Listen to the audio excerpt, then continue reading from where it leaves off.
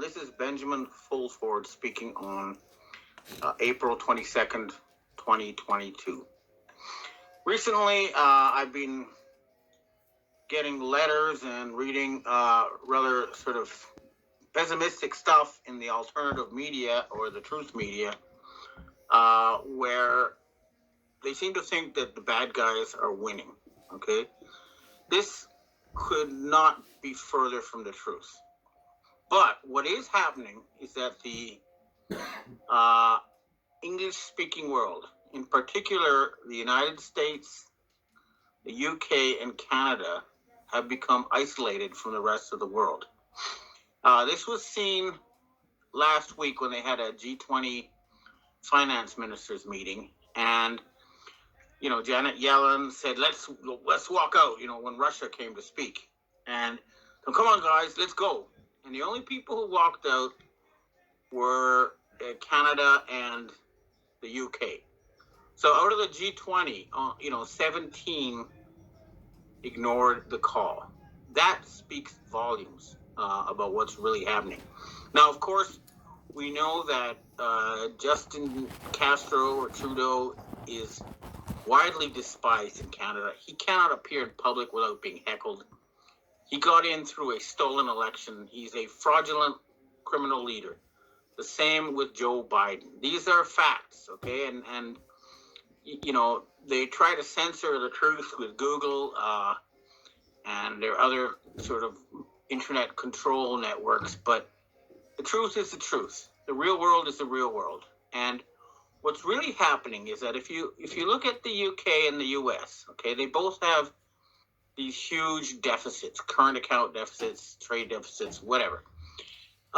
They set themselves up as the world's financial leaders. And the problem was that their finance was based on an illusion. It was based on putting numbers in computers. It wasn't based on real world trade, real world commerce, things that actually exist. And the rest of the world is pulling the plug on them. So this really is the end of the New York, London financiers controlling the world, but they are not going quietly into the night.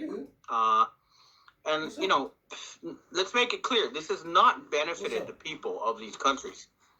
In the United States, when Nixon took the US dollar off the gold standard in the early 70s, that was the end, or the beginning of the end for the middle class in the United States.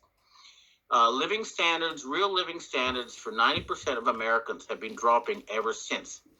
And what's happened is that a small elite, people I call the Khazarian Mafia because they're not Jews, they worship Satan, they were creating money out of nothing and handing it out to their own cronies.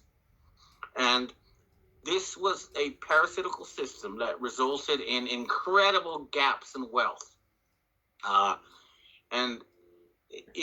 It's sort of like a black hole sucking out the lifeblood of the United States and the English-speaking world. And that's what's coming to an end. So it is a process of liberation. And things look a lot better in the rest of the world. Okay, right now, Latin America, that includes Mexico, Brazil, they've all decisively broken with these criminals. They are no longer working with the Khazarian Mafia. And now we see that France and Germany have also broken off. Regardless of what happens in the French presidential election, there are economic realities. These countries cannot buy gas and resources from the rest of the world without reaching a deal with them. So if France still wants to get oil and minerals, etc., they have to go along with the rest of the world. And the same is true in many other places. Now, the big thing, of course, that they're trying to ignore is that Saudi Arabia has broken away from the Rockefellers and Rothschilds. They have refused to take phone calls from so-called President Biden or meet officials from his so-called regime, and they're not giving them oil. They're not willing to accept their money printed on computers or, created out of nothing on computers in exchange for oil. That's a huge one, because the reason why the U.S. dollar was able to stay as a global de facto currency after the Nixon shock was because you needed that to buy oil. Now that's no longer the case. However, and I need to emphasize this again because it's really hard for people to understand, the U.S. dollar is not going away because most U.S. dollars are not owned by Americans. They are backed by real-world commodities. They have a number on them that links them to some real transactions. So, for example, every time China records a trade surplus with the United States, they print that amount of dollars and they put it in warehouses. So these are receipts saying, hey, these dollars are based on toys and computers and stuff that we put into ships and sent over. So all those dollars are backed by real world things. The same with the Japanese. They print their own dollars, and those dollars are based on, the cars, etc., that Japan exported. So the only thing that's happening is that the rest of the world is refusing to accept new dollars created by the people inside the United States. In other words, the Federal Reserve Board. They are using these dollars inside the United States. They have been to jack up the stock market, to hand money out to people directly in a way to attempt to, calm down the peasants with the pitchforks. But it's not backed by anything real, and they're losing the plot. Their corporate control is also falling apart. They are now circling the wagons around the corporate media, the 6 conglomerates that control 90% of English information. This includes textbook companies, radio companies, TV companies, now internet companies. They are circling the wagons around their lies, but it really is delusionary, for them to think that this is going to last long. And they have been trying very hard to keep in power. What we're seeing now, for example, is they're trying to engineer a starvation crisis. We have reports from all over the world of food warehouses being burned. We have attempts to cut off the supply of fertilizer. We have attempts to say that Ukraine is no longer the bread basket of the world. But they've tried this before. Back before they gave up and tried to use Obama as a sop, they also tried to engineer a food crisis. They paid farmers huge amounts of money to grow fuel instead of food. And the result was riots in 33 countries, and then they had to back down because when people are starving to death, that is a line that any person will not cross without fighting. So they're not going to be able to, engineer a starvation crisis. Their pharmaceutical companies are still trying to push vaccines in this fake pandemic, but again, that's not working. The world's not going along with it. People think everybody in the world is being vaccinated, but no, this is an attack on European people. It's only European people now who are being vaccinated with God knows what. And this is like a murder-suicide. So these people do need to be removed, and the sooner the better. The sooner Trudeau, Johnson, and Biden, or the people who are using Biden as an avatar, are put on public trial, the better it will be for the entire planet. And that day is not far away. Now, as far as the situation in the Ukraine is concerned, I have a report from the CIA that Vladimir Putin of Russia has told NATO that the city of Mariupol, which was the Nazi headquarters in the Ukraine, has been liberated, according to the Russians, and that the steel plant is the last holdout. Now, we've seen public announcements that Russia has decided they're not going to invade or attack the steel plant. What I heard from my sources is that they've given NATO 2 or 3 days to negotiate a surrender. Otherwise, they're going to use thermobaric bombs, which will basically suck all the oxygen out of that area, basically suffocate everybody underneath there. And they'd rather not do that if they could avoid it. But I have heard from my own sources that underneath that steel plant are some very horrific things. It goes down at least 8 different stories underground, and that they have been harvesting adrenochrome, torturing children, doing God knows what else. And there's also rumors of some sort of alien device or portal. I don't know about that kind of stuff, but that's the talk. But that's going to happen. Now, the war there is pretty well over. You know, the West has been sending all these weapons, supposedly, to the Ukraine, but apparently those weapons are just being sold secondhand. So they send the weapons, the people say thank you, and then they go sell them and make some bucks, but they don't actually use them to fight the Russians. So what we're seeing is a war by satanic mercenaries, basically, against the Russian troops. Now, when I say satanic mercenaries, I mean, for example, General Michael Aquino used to head U.S. Special Forces or Special Forces operations for a long time. He was an open Satan worshiper. And what happens in a war is that when most people just cannot kill other human beings. It goes against something fundamental. But there are a few who can, and there's some who really enjoy it, and they're good at it. Those people are scouted. They're invited into these private mercenary companies. A lot of them are indoctrinated in Satanism. And these are the people who are fighting. Now, they're very, very good fighters. They're very well trained, but they don't have an air force. They don't have a lot of heavy weapons, and they're basically doomed. So it really is kind of a final holdout. And once the Ukraine is cleared of these Satanists and murderers, there's really nowhere else on the planet to go. They wanted to go to southern South America. They bought 1,000 miles of coastline there, but it ain't going to happen. The same with the South Island of New Zealand. They thought they could shelter there, but no, they're being flushed out.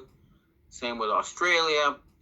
They asked the Japan years ago if they could send people to Hokkaido, the northern island, and I advised the Japanese strongly not to let these people in. It would be a very bad idea. The Chinese also said they could create a special zone for them. And again, they were told no, they should not be allowed one. And also, the forces fighting in the Ukraine against the Russians did make an offer to the Russian government. They said, look, we want to create a special buffer zone between Russia and Europe. We won't join the UN.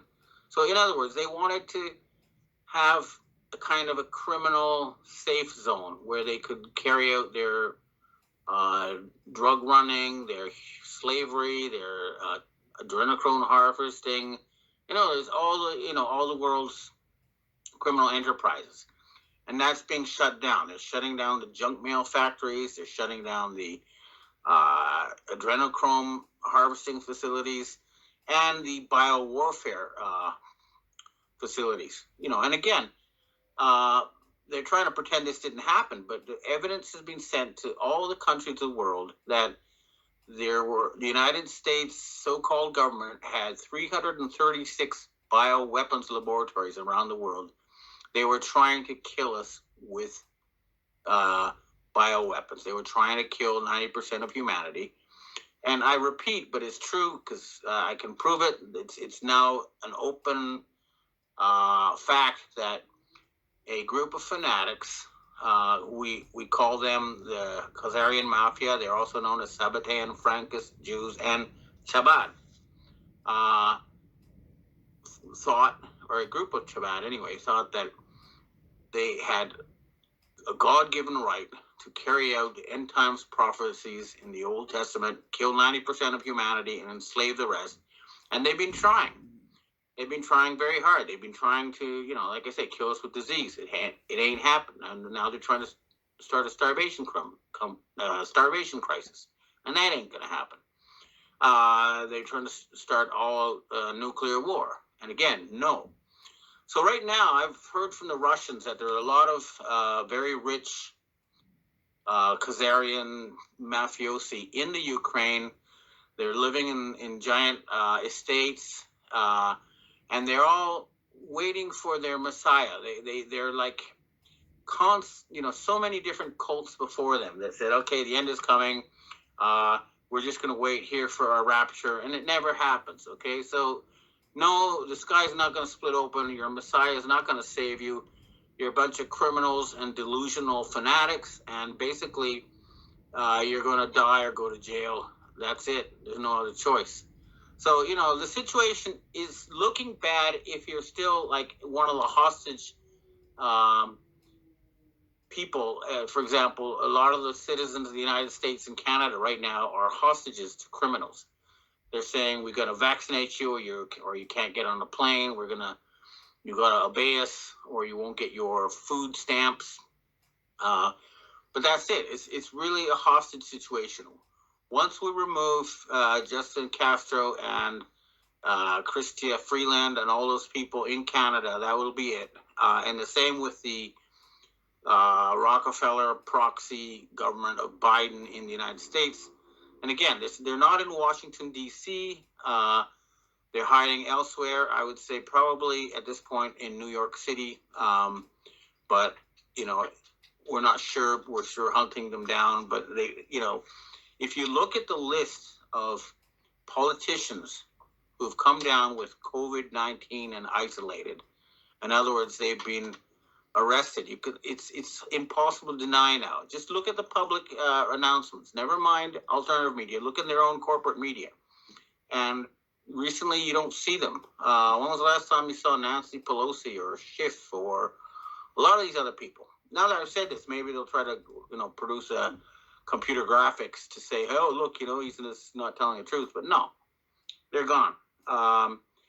And look at the Biden show. Clearly, it's been sabotaged from within. They're making him shake hands with the empty air, about obvious lies. It really is endgame. So, it looks bad, but the fact is that we're having meetings about what to do next. So we've already, basically achieved victory, and what we're dealing with is a mop-up operation.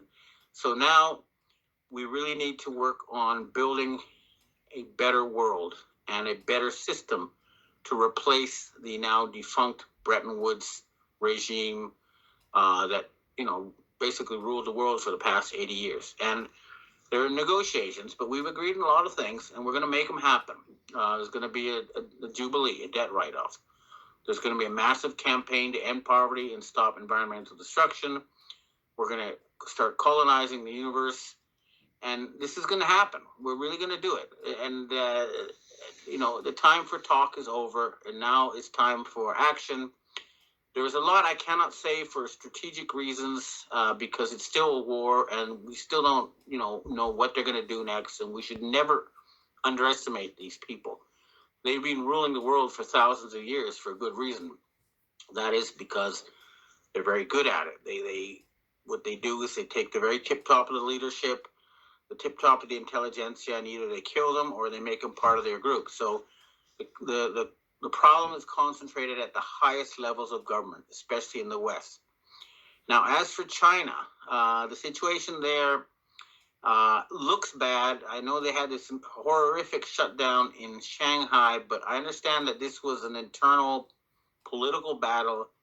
They were, it was a factional war between the Shanghai group and the other parts of China.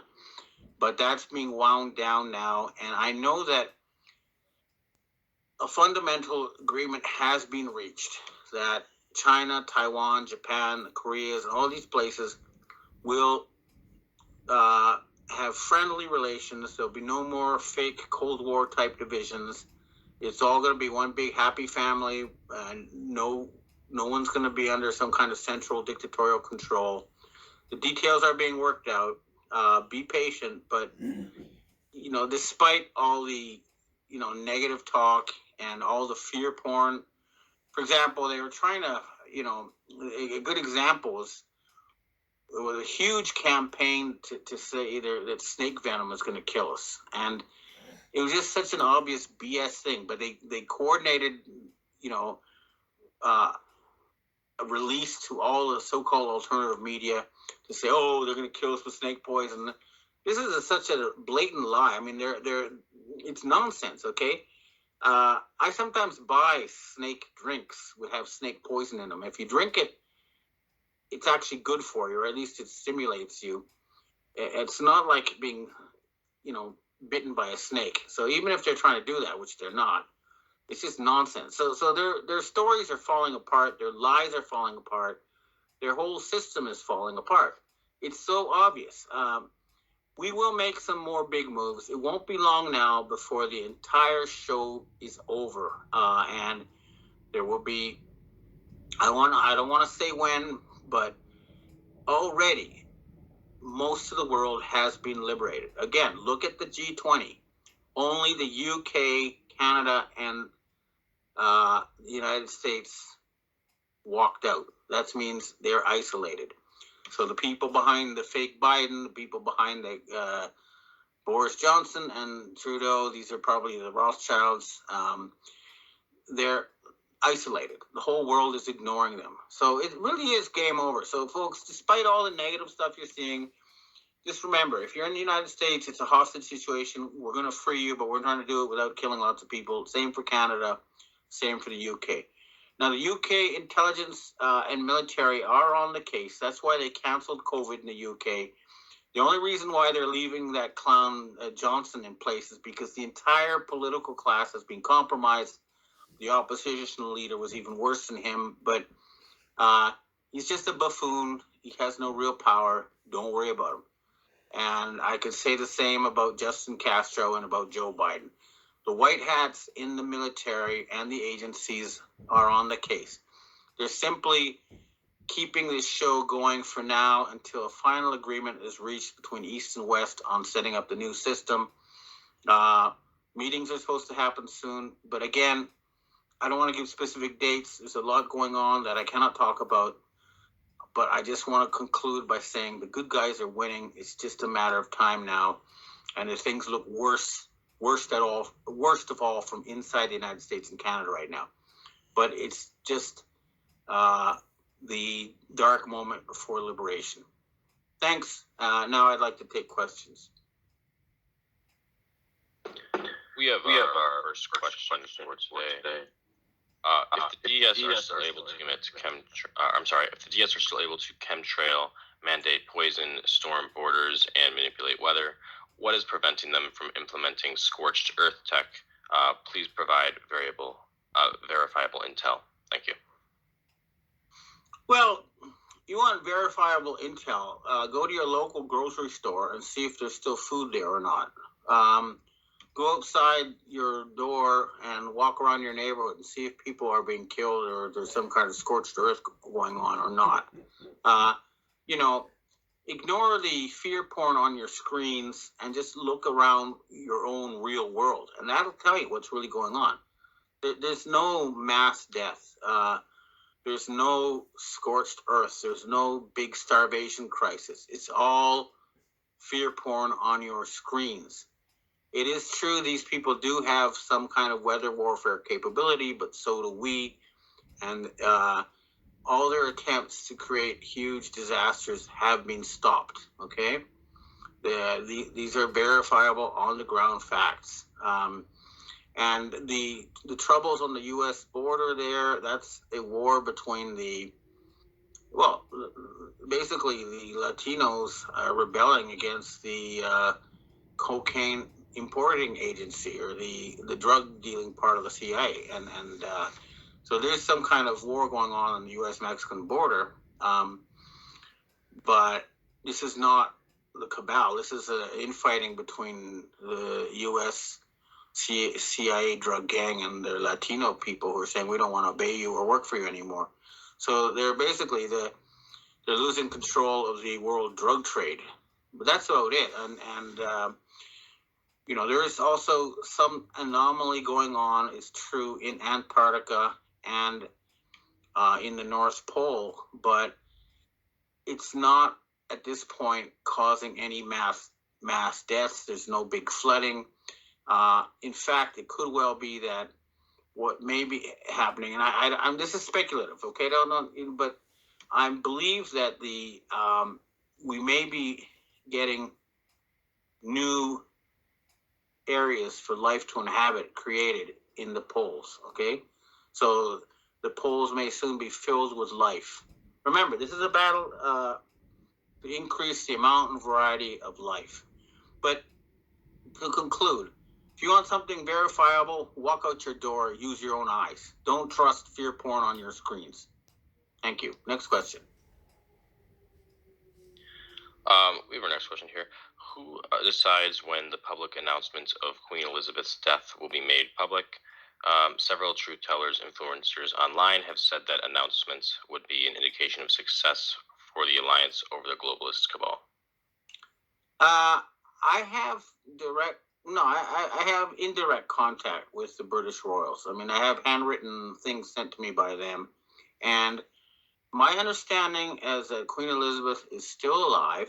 Now, she is the head of the Committee of 300, which is a group that was considered a secret government, but it really is just a powerful faction. And they have reached an agreement with the so-called merchants of Venice, or whatever, the old Italian and Roman nobility, and with the Asian secret societies, the Asian nobility. They have reached an agreement that from now on, our purpose as a species will be to increase the amount and variety of life. So in other words, this is not the part of the cabal you need to worry about.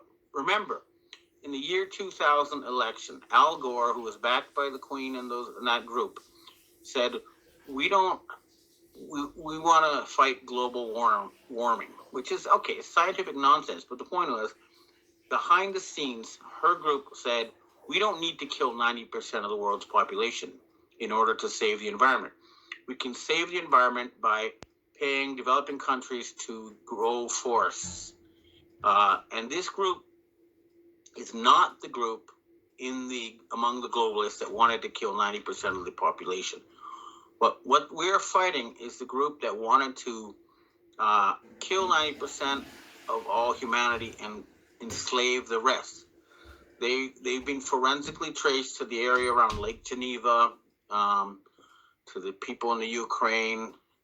These are the people we're fighting. So don't be misdirected. But again, I've confirmed at this point that Her Majesty just turned 96 and she's still with us. And she wants to help make a better world where small animals and children can thrive before she finishes her term. That's what I understand. So no, that's not going to happen as far as I can tell. Next question. If the indictment lists we see on the internet are real, and if the heads of many criminal corporations have been arrested, what happens to the corporation itself and with the revenues of these corporations that were used for nefarious purposes in the past?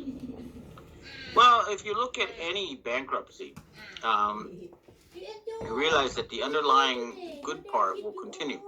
So, for example, when the Soviet Union went bankrupt, all sorts of giant weapons factories and stuff were shut down overnight. There was a lot of displacement, but Russia did not go away. In fact, Russia is better and stronger than whenever it was. Now, the same with the corporations. Anything they do that is good for the real world will continue. Just because the management changes does not mean that the underlying good part will disappear. So all that's going to happen is that the fraudulent and criminal part of the corporate financial system will be removed, and that will mean a much healthier system is left. So there's not going to be that much disruption, okay? And you'll still be able to buy your iPhones, watch your, Netflix shows, and buy junk food at the convenience store if that's what you want. All that's going to stay. It's just the massive creation of money out of nothing to benefit a small group that's trying to kill us. That's what's going to end. But all that's going to happen is we're going to have a healthier financial system with better corporate governance, and they will be accountable for crimes to the environment and crimes against citizens. Did you see your bathroom? Okay, so no more poisonous additives in our food and daily supplies, no more toxic pharmaceuticals, no more engineered disease and premature death. So, there's going to be a huge cleanup of the corporate world, but it's going to be very good for everybody, including the corporations. I clean my own. Next question. As well, of course. No, the bathroom. Yeah, I clean my sink. I still don't understand if the so-called white hats are winning.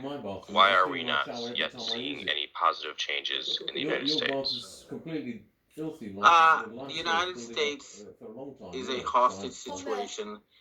They are going through a bankruptcy, and the current leadership would rather, destroy the United States and relinquish power. So, it's quite possible that the Americans are going to go through a little bit more of a cold turkey moment before this is over. But the sooner it happens, the better. And the reason why the white hats cannot act alone is that they need to coordinate with the rest of the world. A deal needs to be made because the United States is bankrupt. They have to declare bankruptcy. And when the Federal Reserve Board does that, only then can the rebuilding begin. And they're fighting tooth and nail to prevent that from happening. That's why I was talking about 3 people walking out of the G20.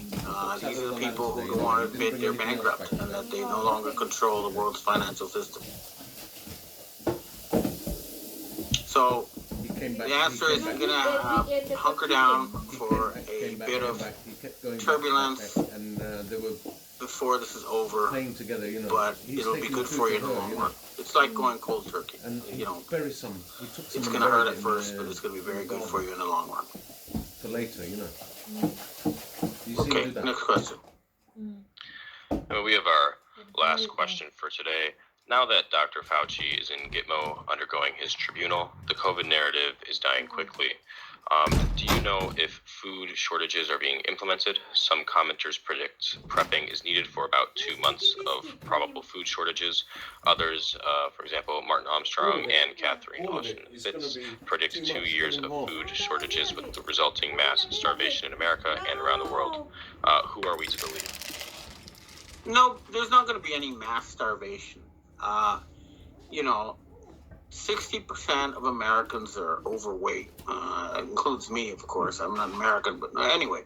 The worst case scenario is that you might have to eat more beans and rice and less steak. Okay, but that's about it. The United States has huge food surpluses, has lots of agricultural land. There's no way they're going to be able to create a starvation crisis. Although you can be sure they will try, and you can be sure that, they are. You can see they're burning down food centers. They're trying to cut off fertilizer. They're trying. So we need to send special forces to hunt down and bring to justice anybody interfering with the food supply. That means people trying to cut off shipments of fertilizer. All these people, they need to be hunted down. But there's no way there's going to be a starvation crisis. Having said that, it only costs you maybe $100 or $200 to get a couple big sacks of rice and beans, or a bunch of spaghetti and beans. Some kind of stash for 2 months can't hurt. But no, there's not going to be any mass starvation crisis. If there is, it'll be in places like Egypt, where they rely on food imports. It's not going to happen in the United States. All right, well, thanks for listening, and I hope to see you next week.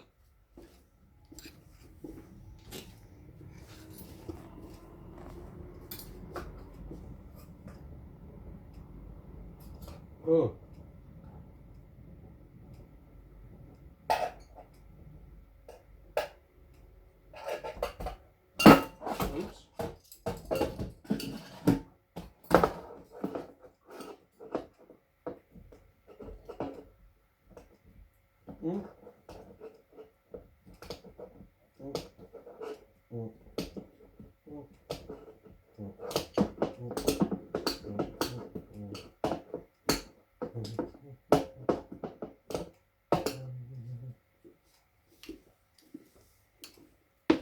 Oops.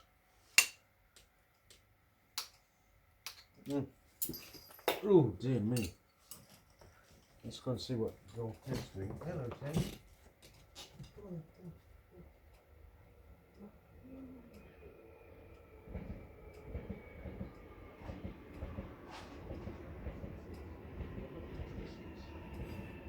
not into biscuits.